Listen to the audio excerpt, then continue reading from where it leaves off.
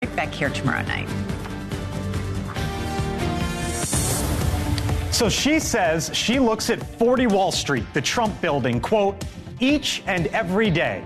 The New York Attorney General Letitia James now has this new warning to Donald Trump regarding the $355 million fraud judgment that he was hit with late last week. Watch.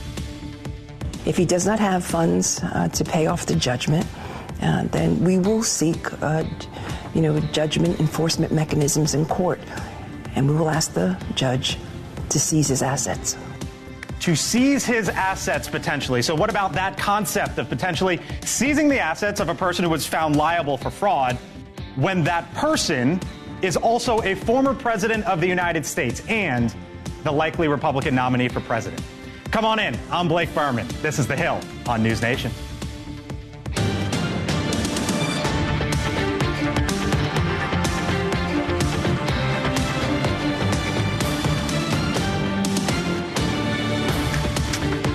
All right, here we go. Hanging out with us today, Chris Steyerwalt, NewsNation political editor, senior fellow at the American Enterprise Institute as well. Ashley Davis, former George W. Bush White House official. Chris Hahn, NewsNation contributor. And joining us for a bit as well, Kevin O'Leary, famed investor. You might know him simply as Mr. Wonderful. Hello to you all. Thanks for being here. Hello, Kevin. Great to be here. Thank you. Welcome to NewsNation. Thanks for being here on the Hill. I'll start with you. You hear those Letitia James comments because you've been pretty outspoken about all of this and what it might mean for New York and businesses in the recent days. The idea of, we might seize his assets. Yeah. From a business perspective, what do you make of that? So you remember, I have to look at all of this through the lens of being an investor. Right. So I don't make money with politics. I make money with policy. So I care about policy. Now, one of the reasons that the United States of America is the magnet for so much sovereign wealth from all around the world is our law, is our justice system, and the perceived fairness of it in every state. And so if you're going to put billions of dollars to work somewhere in the world, the most coveted place to do it is in the United States of America. That is the brand of America. That's what it is. You don't really want to mess with that. You really want to make sure, no matter who you are, and this is not about Trump, this is not about politics, it's about what is America and capital and capitalism. And what does it mean when all of a sudden this starts to happen in any state? Forget about New York. Seizing assets happens in many countries where you wouldn't want to put your money. When the government can just decide, look, no monies were lost in a case, a rogue judge, in my view, that's a rogue settlement and should be reviewed, and it will be through the appellate courts. And remember, there's extreme cases where the Supreme Court came through and said, no, this is so offside. BMW had a case, I think, in the late 60s where they fixed that from the Supreme Court level. So I'm assuming this case is getting so much international scrutiny. It doesn't make you feel very good as an investor to watch this happen. Are businesses pulling out? What's the chatter? This has only happened in the last week. Right, of course. So first of all, developers are asking themselves, okay, does this mean if I put $1 billion in the ground in a development, and I do data centers, so I spend up to $3.6 billion in the ground, and I need really stable policy. I have to be in partnership with the state. Has to be, because you're talking about very long-term contracts. If I have to choose to put a data center in a state that has power, New York has power, New York has fiber, those are the two things you need, but you also need policy and stable government. They have 2 out of 4.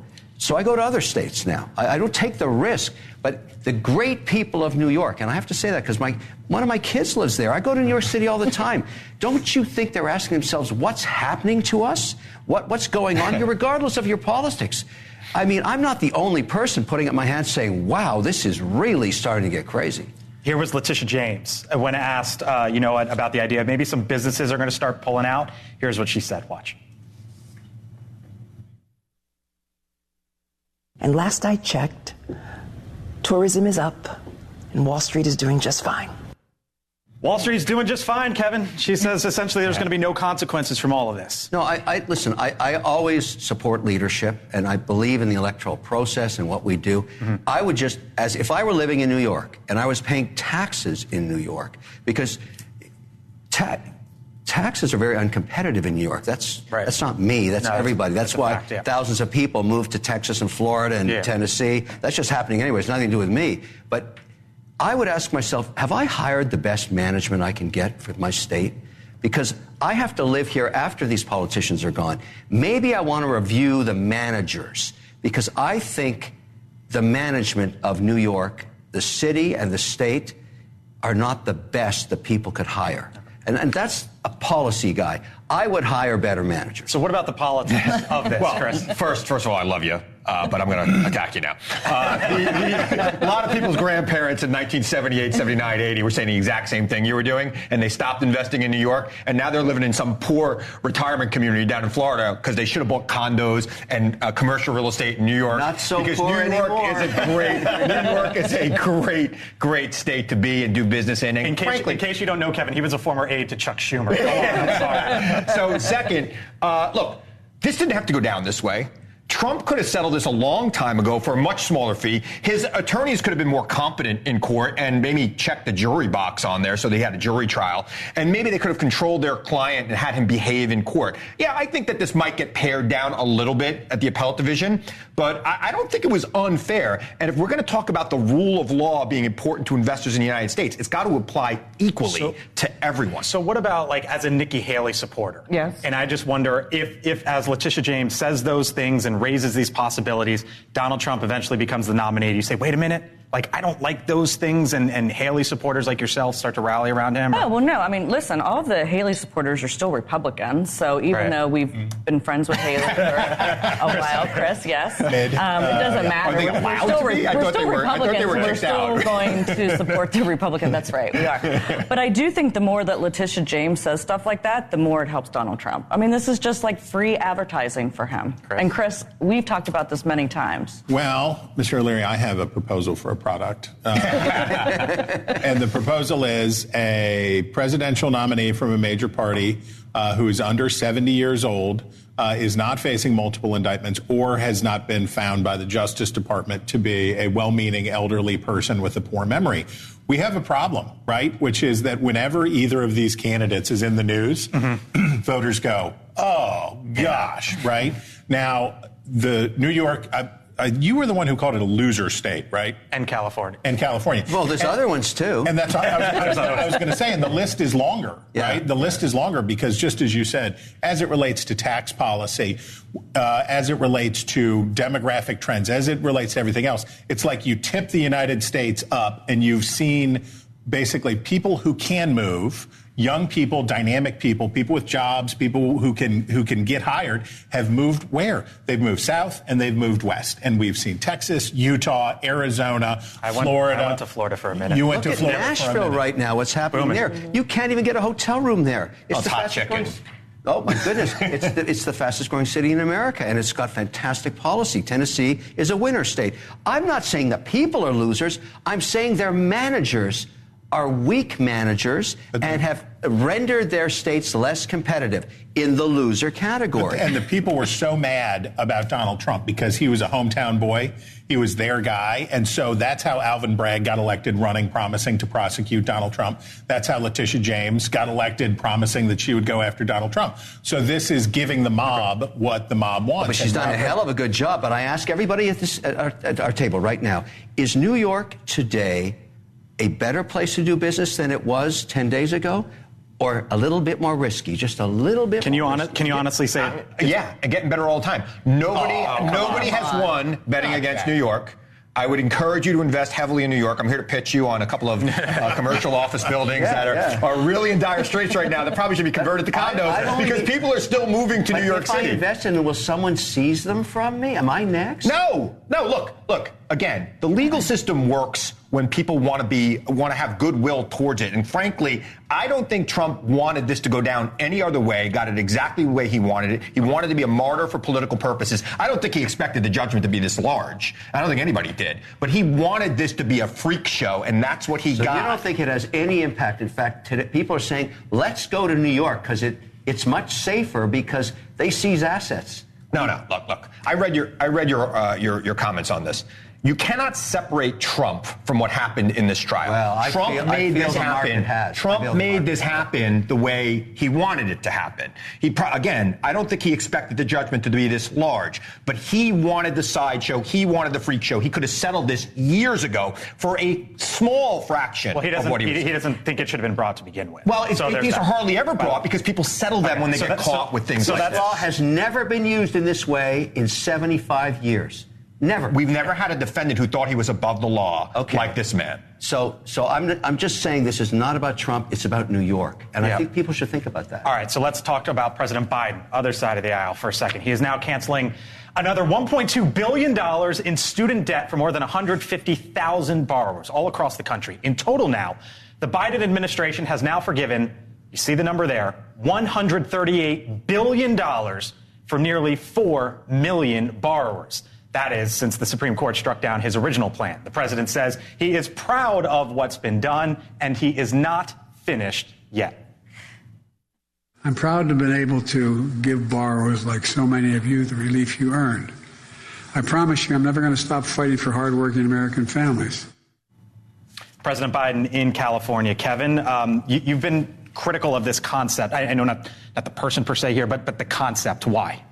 It's completely unfair to people that didn't go to college prior to this forgiveness of debt because they couldn't afford it. Why this cohort out of multiple generations of good, hardworking people who killed themselves to borrow and pay back their debt, and all of a sudden, what is the message? You don't have to do that. Money's free. You don't have to pay it back, but only your cohort. No other cohort. Why not give back all the money people have paid back? Why is this cohort the only one that gets this deal?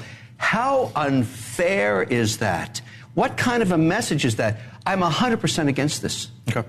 You said this drives you crazy? It drives me crazy. And you said this before. It's completely un-American what he's doing. Obviously, it's a political stunt right now, but it's disgusting, and I completely agree with Kevin on that. Is it buying votes? Right? Well, it's helping. It's saying, hey, this is what I promised when I ran. Most people, when they make promises like that, and then Congress or the courts stop them, say, okay, I tried. Hold on. He's saying, I'm going to keep trying. But some liberals are saying President Biden hasn't done enough. Op-ed in the Boston Globe, Elizabeth Warren and Chuck Schumer. Biden has done much to relieve student debt, but he can do more. I think so, too. Look, I still have student debt. Right? I'm prepared to send my daughter to college, and she's not going to have any debt. But I still have debt because I rolled it into a very low-interest loan a long time ago. I don't want to talk about it. but I have not qualified for any of these programs. Okay. But look, I understand. College is ridiculously expensive. Yeah. And it's out of control, and something's got to be done. I don't know if this solves that problem, but I think that Congress, I think people who are in the education field need to solve the problem of why it costs so much. Well, fix that problem. Don't have the taxpayers pay for this. The taxpayers pay for things they don't want all the time. Groups benefit all the time. I want to get Kevin's take on the economy real quick, but put a bow on this, Chris, where the president is right now. Well, look, we scammed the American public on the idea of college as a pathway for everyone into the solid middle class. People borrowed quadrillions of dollars. We inflated this massive bubble, government-backed, and then people were not able to get degrees, and they were left with loans on worthless or never attained degrees. I feel very bad for those people, but Kevin, Mr. O'Leary, is exactly right, which is if you go and say to one group of people, this would be the term would be a bill of attainder. If you say, we're selecting out you, this group of people, and you're going to get favorable treatment, not your parents who paid their loans back and not the next group of people who paid their loans back. From a political standpoint, I'm sure it helps Biden to try to crank up some support among younger voters, but I think the backlash among working class voters and older voters will outweigh whatever he gets from this. By the way, I would say when I was covering the Trump administration, one of the questions that I would ask during the trade war and all of that was Donald Trump was saying, we're going to help the farmers. right? Like $26 billion. And the question was, wait a minute, I thought Republicans say you don't pick winners and losers, that the government doesn't pick winners and losers. And now, I guess, not to put words in your mouth, but to your point, even, this is essentially picking it happens all the time. one side or the next. All right, real quick. Bidenomics, is this in action? Despite some good economic data being announced recently, Americans are still struggling with inflation, particularly at the grocery store. As a new piece in the Wall Street Journal points out today, the last time that Americans spent this much on food, George, at least as a percentage of disposable income, George H.W. Bush was in the Oval Office. Terminator 2 was in the theaters. Consumers are spending more on their income, more income on their food than they have in over 30 years. Kevin, you've got as broad of a view over this as probably anyone. Where are we right now in the economy, and where do you think it's going to be, let's just say, since this is a politics show, later this summer when we're starting to really think about a presidential election? There'll be no relief from the Fed this summer. I don't even think we'll get rate cuts at all this year. Okay. If you look at no rate cuts this year. I don't think so. Everybody has an opinion on this, but I'm preparing our portfolios for no rate cuts. Terminal rate now is 5.5%, and I've assumed the cost of our capital will be 200 basis points over that minimum, and it's not going to change. And the reason is the stubbornness of these core inflationary elements to how this is calculated. Food is a killer for any incumbent. Doesn't matter what party you're in. When food inflates and you're in an election cycle, this is the enemy of the incumbent, because every day people deal with this. Every single day. To the morning they get up and pour the Cheerios in the bowl to go vote. They know they're paying 30% more than it was only 36 months ago. This is a killer. So it's tough. I always say on the show, when Chris agrees with me, I feel smart. So tell me if you agree with me or if I'm wrong. I'm setting myself up here. I've been saying I think Jay Powell, the chairman of the Fed, is one of the most important people this election cycle. Right or wrong? I think he is, but he is not going to Ooh, you're shaking your head at me. Well, no, he can finish this, but it's not going to matter because food is still not going to go down by the time that people are ready. Sorry, finish your thought, Kevin. So that's why I don't agree with you on that. But. Look, I don't think he cares about politics. I really don't. I think he's been one of the greatest Fed chairmen ever because he's really keeping his eye on the ball on inflation. He's brought it down 2/3, but his mandate's 2%, and we're still over 3%. So he is not going to stop or cut rates until he gets there. That'd be bad news for your guy. Yeah, look, economy's about how people feel, and if they're paying more at the checkout line when they buy their milk, they're going to be upset about it. And it's something that he's got to get his arm around. I'm not going to mince words. First of all, I'm not going to argue the economy with him. I'll argue other things with you, but not the economy. but it is a problem politically for anybody who's an incumbent going into election year. I've seen the signs, and I'm sure Chris will agree. Some of the indicators show that people are starting to feel better about the economy, but they're not quite there yet where Biden wants them to be. July 1 is the date that we care about because voter attitudes, all the literature is very clear. Voter attitudes harden in the second quarter of the election year. They come to a conclusion about how do they feel.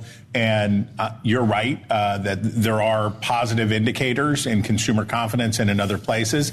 But those are, do you remember during the Obama years, we used to talk about green shoots? Yep. And in the 2010, we said, the green shoots of the economy. And then the lawnmower would come and cut those green shoots right down. So basically for Biden, if consumer sentiment, voter attitudes about the economy are in positive territory on July 1, that's a buy. That's go long on Biden. Even if his approval numbers haven't caught up by then, if they're negative, that's a sell. Last word. I have a question for the panel because I don't understand why this didn't happen. It's a political question. If Biden's going after the independent voter, why wouldn't he swap out his vice president now if you have longevity issues? The independent's worried about his age. Swap out Harris because she's so immensely unpopular with both sides.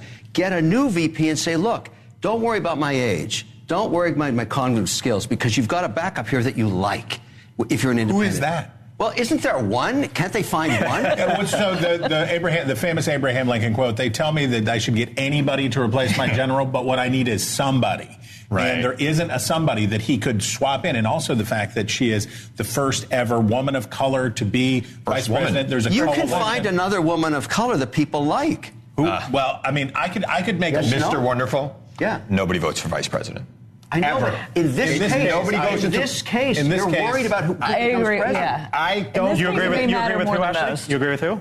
I agree with him that in this case, this may have... In the same way that Sarah Palin was so damaging to John McCain because of John McCain's age, this is a serious problem for Biden, and it would have been better if he wouldn't have run, and they could have had an open contest, and it would have been better if he could have found a way to get rid of her without having a stink. I'm a numbers guy. I've never seen a VP poll as this low before an election ever. Well, it's hard to define yourself when you're sitting in the VP chair, right? So when you're the VP, you got to go out with the big scissors and cut whatever ribbon they want you to cut. And she hasn't had the opportunity. Why is she so unpopular? I thought she was a fantastic senator, and I thought she would have been a better presidential candidate than she was. Why was she a fantastic Oh, my God. Did you see the way she would tear people apart in the Judiciary Committee? She's fantastic. Not since Dan Quayle. We got to run, Kevin. Thank you so much. Very much. A lot of fun. I learned something today. There you go. And that's why we folks watch The Hill. Kevin, Ashley, I know you two got to run. Thank you so much. Coming up, though, on the other side of the break, Steyerwalt breaks it down. What are you breaking down? I don't know. I better think of something quick. We only got one commercial break, and then I got to get to it. Steyerwalt's breaking down what's going on in the state of Michigan when The Hill returns. Bye.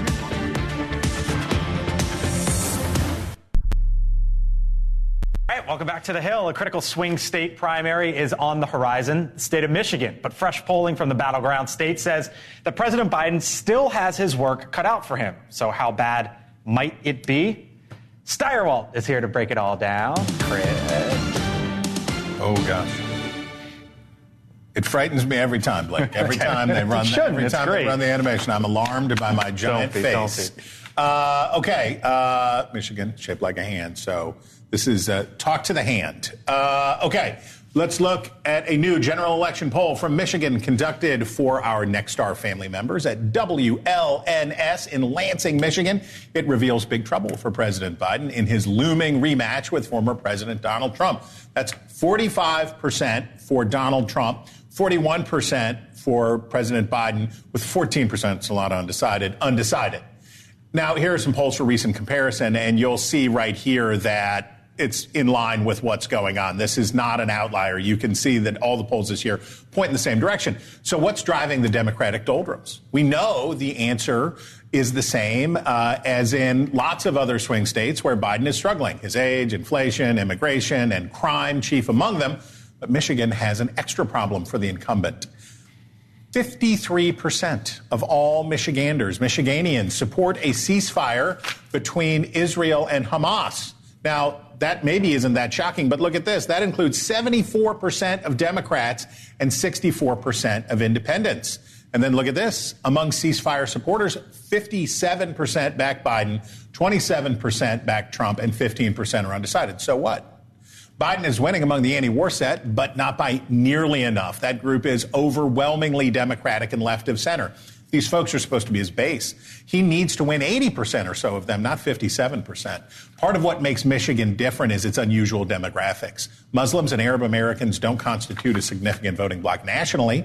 We don't have perfect numbers, but only about 1% of the country as a whole identified as being of Middle Eastern and North African descent in the most recent census. But a huge part of that population, of some 3.5 million people, is in Michigan. Maybe as many as 250,000, and most of them are in the Detroit metro area. Estimates vary, but polls suggest that Biden won almost 3/4 of the Arab or Muslim, I know, not the same thing, that group in 2020. So how's it going now?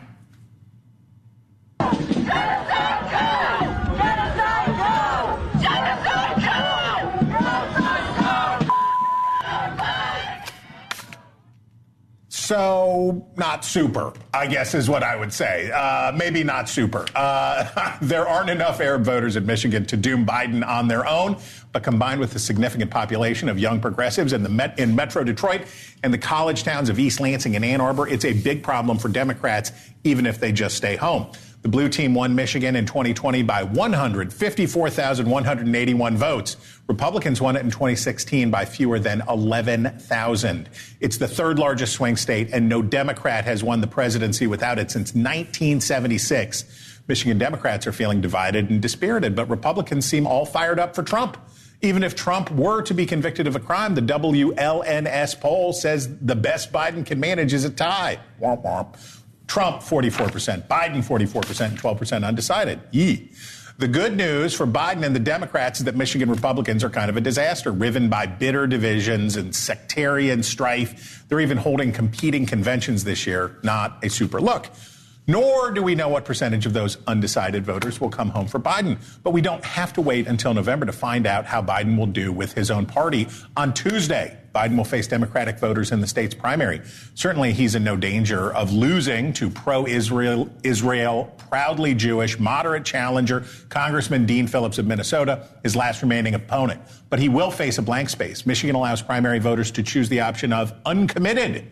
And anti-war and anti-Israel activists are leading an intense effort to get voters to the polls to choose none of the above. Organizers say that they want to get 10% for undecided and send Biden a message and encourage him to get tough on Israel. That wouldn't be a huge problem for the incumbent, and polls show him getting something like 75% of the vote. Good enough, but what if it's less? Amid so many doubts on the Democratic side about Biden's fitness for the campaign trail, if he were to be held under, say, 60%, that would be hell on his electability argument and open up new pressure for him to drop out. A few months ago, it seemed obvious that Biden couldn't really be the Democratic nominee. But just as obvious was that nobody could beat him. But now, nobody is on the ballot, and that could be the toughest adversary he's had yet.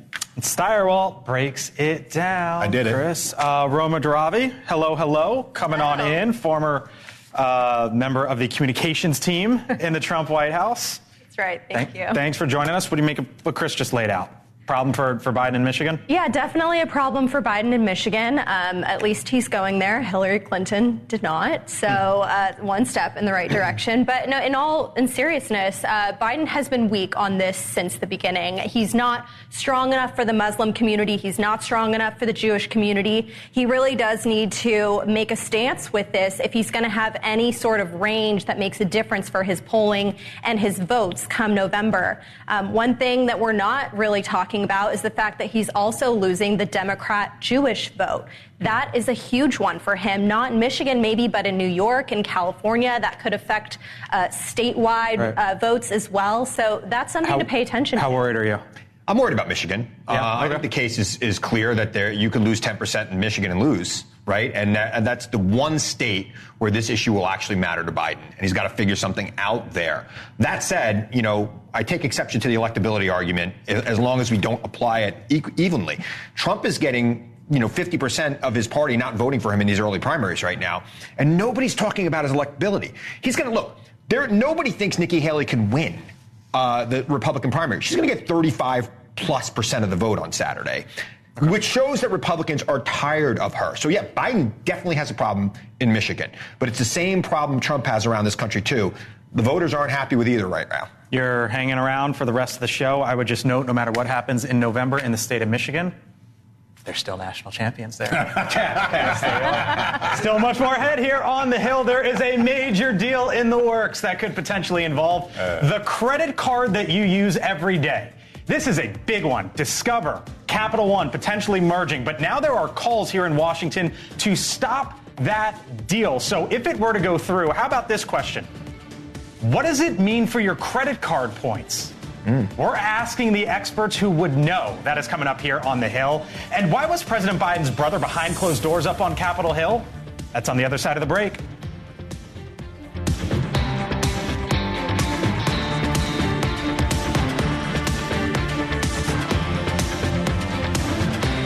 All right, welcome back. So Biden was on Capitol Hill today. It was the president's brother, James Biden, went behind closed doors for a congressional deposition about allegations concerning the finances of President Biden and his son, Hunter Biden.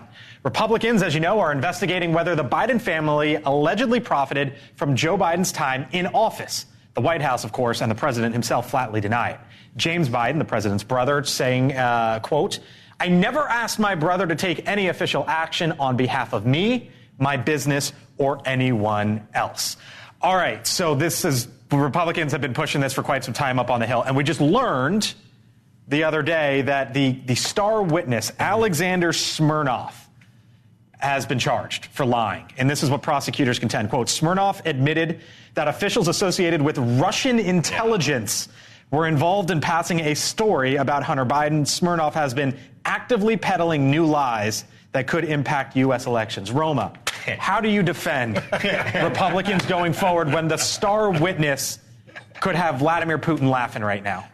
Well, Vladimir Putin is laughing at America right now for a whole lot of reasons, one of which is that we're the weakest we've ever been on the world stage. Let me rephrase. How do you go forward with this? This issue, I think, it's never a good thing when you have, the witness lying, but he's not the only witness. You have plenty of other people that are speaking. You have Hunter Biden, who's on the record.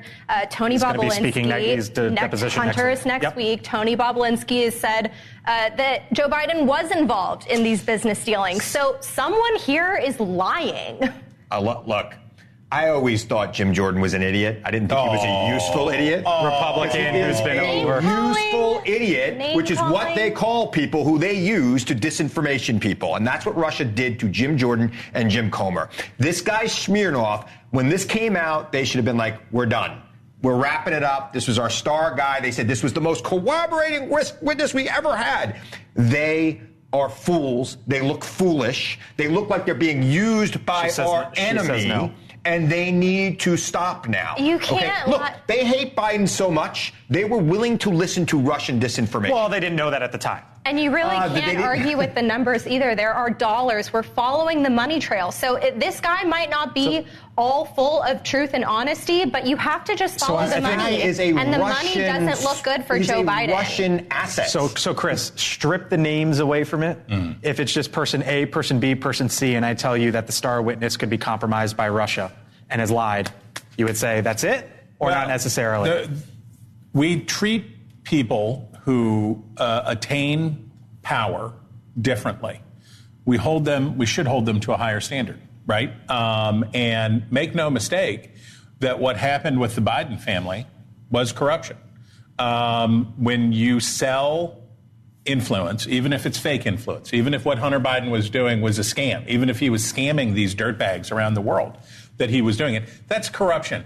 And credit to the Washington Post that did a really good piece on James Biden's gross business and how trial lawyers and other groups use Jim Biden to get access in Congress. So it's all gross.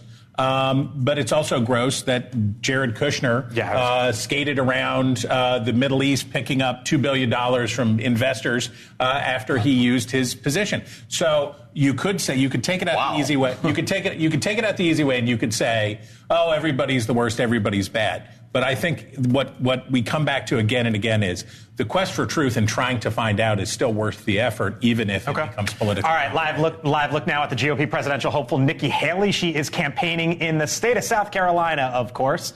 There she is, Nikki Haley, still going up on stage. If you watched the show yesterday, you would know that I interviewed Nikki Haley and asked, you remember that? Oh, yeah. I asked, you know what, if you end up winning the nomination somehow, who would you pick as a vice presidential running mate? And here's what she had to say. Watch.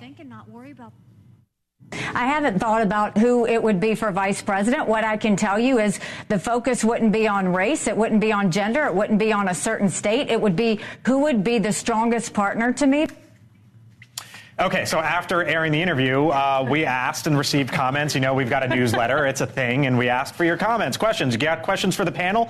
Email us. We'll ask it on air. Uh-oh. So here we go. Viewer email. Word on the Hill. Someone wants to know, Chris, would it help the campaign if meaning Haley's, if a running mate possibly is announced? Oh, I thought they were going to give suggestions. I thought we were No, these are reader questions. I thought we were going to get VP McVeep face. No. Would it help? No. Okay. Because Ted Cruz tried it with Carly Fiorina. It doesn't work. Nobody really votes for vice president. I think it would look pretty bad, actually, for the exact same reason. Nikki Haley was clearly shocked by that question on air. She hadn't thought about it because she knows she's not getting to the point of picking a VP. Shocked. Okay. By the way, if you want to ask us a question, we're here. We have the newsletter, Decision Desk HQ, our campaign view. Sign up for it. There's a link in there. There we go. You can scan the QR code. And if you have questions for us, the panel, we'll get to more down the line. We're a little time crunch right now, but we'll get to more down the line. Speak for yourself. Email us, and your questions could end up here on the Hill. All right, coming up, a massive deal involving two major banks that could create a new credit card behemoth, Capital One and Discover possibly merging. Do you have those credit cards? Potentially, right? If so, what does that mean for your points, for your airline miles, for your card. Might it mean something? Nothing at all? Who knows? Lawmakers, by the way, starting to push back. We'll get answers with the folks who know on the other side of the break, the team from the Points Guy joining us here on the Hill. Very cool. Yeah. Okay. I like it. What do you do? That could bring together over tens of millions of credit card users. Now, today, the top Democrat on the House Financial Services Committee, Congresswoman Maxine Waters, called for the deal to be blocked, saying, quote, I am increasingly concerned that one day our country may be left with only a handful of mega banks. But it's not only Democrats who are against the deal. For example, the Missouri Senator Josh Hawley slammed the merger by saying, quote, sounds like the credit card companies are finding another way to screw the American people. Joining us now to unpack what's going on here, Clint Henderson. He is the managing editor over at The Points Guy, which is all things credit cards. Clint, thanks for being with us here on the Hill. Appreciate it. So look, if I have a Capital One credit card, a Discover card, do I want this to go through, this merger? You know, it's interesting. I think if you're a Discover card holder, eventually this could lead to more widespread acceptance of Discover cards, especially internationally. I don't think it's anything to fear from a consumer point of view. In fact, if this deal goes through, you would have another major processor of credit cards available to consumers. So it could potentially even lower interchange fees on credit card transactions. So who knows? It could lead to more competition for Visa and MasterCard. That could be a good thing for consumers because they have a lock on much of the market right now when it comes to. So lowering the interchange fee is the fee that the businesses pay to the credit card companies to, for their services of swiping. So to take the next step, you're saying this could be good for small and medium-sized businesses, essentially? And that's right. Owners? There's legislation right now that would crack down on those interchange fees. This may head that off. And eventually, it could also be good news because you could see increased offers for signing up for one of these credit cards. So who knows? The branding possibilities are huge there. So it would create a mega bank. So it would be the sixth largest bank, but it doesn't necessarily mean that it's bad for consumers. Okay. So everyone at home and who's listening to us at SiriusXM is saying, Blake, ask him the question, ask him the question. And the question, Clint, is what does it mean for my miles? What does it mean for my points? Would any of that change? Do they get diluted? What happens? Strengthened? I think it could actually be good for your miles because it'll enable Capital One to offer Discover credit cards with big sign-up bonuses. So I think it could actually be good for your mileage balances, and it certainly won't hurt your miles that you currently have or your points that you have right now. I think from a consumer point of view, this could potentially be a winner. We'll have to wait and see the details, but I think more sign-up bonuses could be on the horizon, and that's always good news for. Hey, real quick, from the industry perspective, do the folks in the credit card industry think that the Biden administration will let this go through or no? The Biden administration has been very anti-merger. That said, which is why I ask. They have approved some deals this size, though, in the past couple of years. So when you combine that with the potential competition that it's giving to Visa and MasterCard, it could be signed off from the Justice Department. We'll have to see. Okay. Clint Henderson over at The Points Guy. Thank you, Clint. Appreciate it. We'll see what happens here. Again, tens of millions of people hold these credit cards. So, Clint, thank you. Okay. All right. So, by the way, switching back to politics for a second. No, I guess that was politics, right? Because Biden's got a big decision here that the administration has a decision to make here. Show the photo. RFK Jr. Aaron Rodgers looks like it's out on a hike. RFK Jr. tweeting out, quote, hanging with Aaron Rodgers and his amazing Achilles.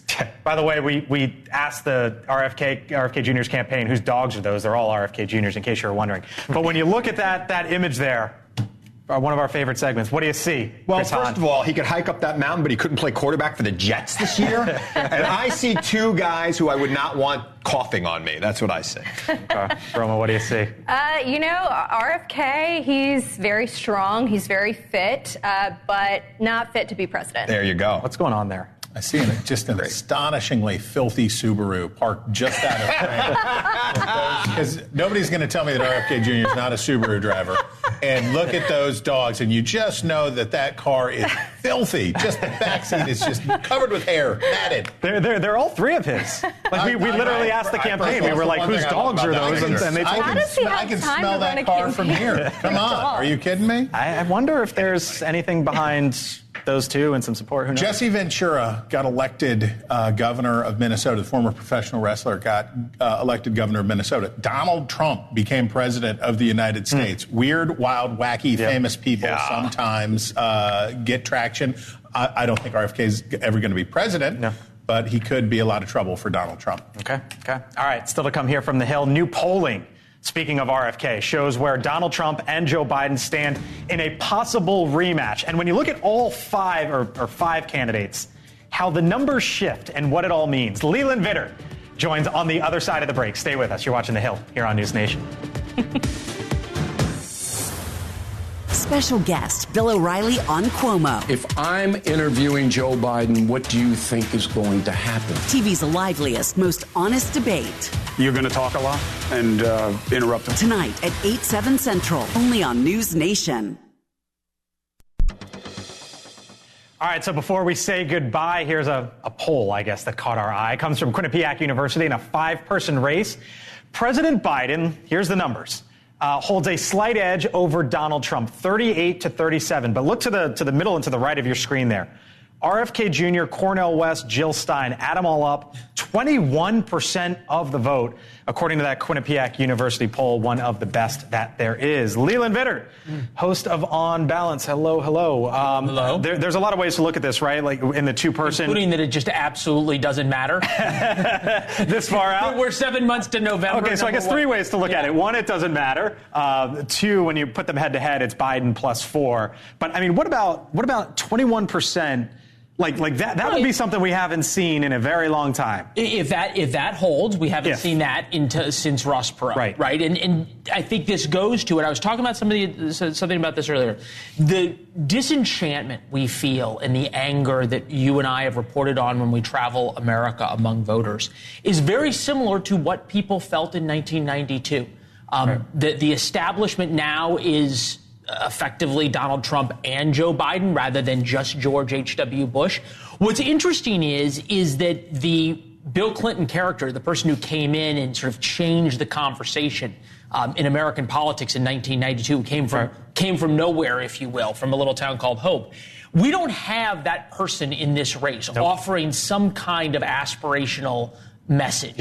And that is different. When I think about those numbers, let's just operate for a second that those are wrong, flat wrong by half. Even if it's 10% come November, that would really shift things. And that's one of the reasons why I look at that number. All right, Brett Giroir coming up on your show. Yeah, it turns out that all of those conspiracy theories about the vaccines having bad effects on people,